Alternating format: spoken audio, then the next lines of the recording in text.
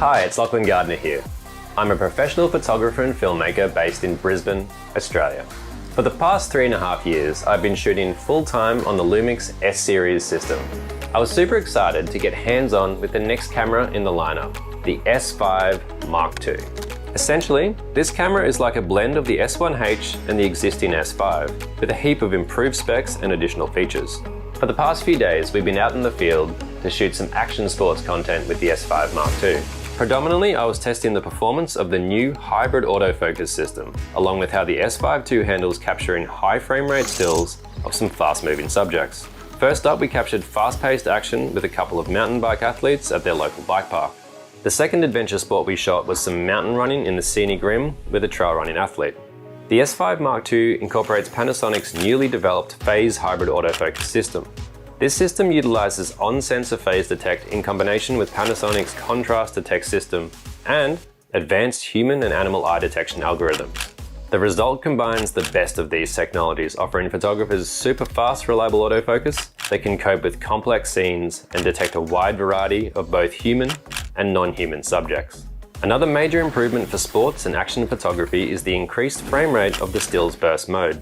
It's still very easily selectable via a dedicated and programmable shooting mode dial on the top of the camera. By switching to the electronic shutter mechanism, the S5II captures full-size stills at 30 frames per second with full continuous autofocus and subject tracking. By using high-speed SD cards like the V90 cards I've been recording to, you can capture up to 200 RAW and JPEG frames per burst, which in the real world translates to plenty of time to freeze the action. Here's some examples of our mountain bikers shredding the park and our trail athlete running across some epic but uneven mountain terrain. The camera's having no trouble locking onto the subject and holding focus throughout the burst. Even in complex scenes like this with strong backlighting, the hybrid autofocus system is staying locked onto the subject. This is a scene or scenario that the previous generation of autofocus from Lumix could have struggled with, but as you can see, the hybrid phase system is having no issues. The S5 Mark II carries forward and builds upon the various autofocus modes from the existing S series lineup. For both of these sports, I was shooting continuous autofocus, and then depending on the scene, I switched between tracking, full area, and zone. In all of these modes, you can also easily toggle subject detection on and off, as required.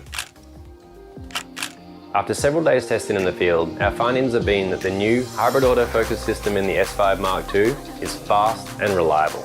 It's proving to be more than up to the task that adventure, sports, action, and wildlife photographers will encounter.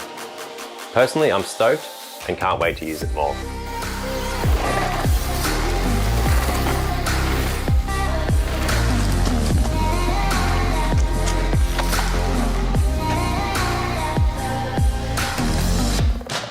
For those times when creating a high-resolution image file is the ultimate priority, the S5 Mark II has the most advanced in-camera high-resolution mode in the industry. This mode utilizes the IBIS system to shift the sensor between a sequence of images, in turn creating a 96 megapixel final image file that is 4 times the resolution. The results are instantly viewable on the camera's playback screen, and motion compensation mode can be applied when capturing. For landscapes, commercial advertising, and product work, this can be invaluable. Situations where clients, agencies, and designers are often seeking the largest possible file to work with. The live composite mode is a feature that allows users to capture multiple exposures in a single image file.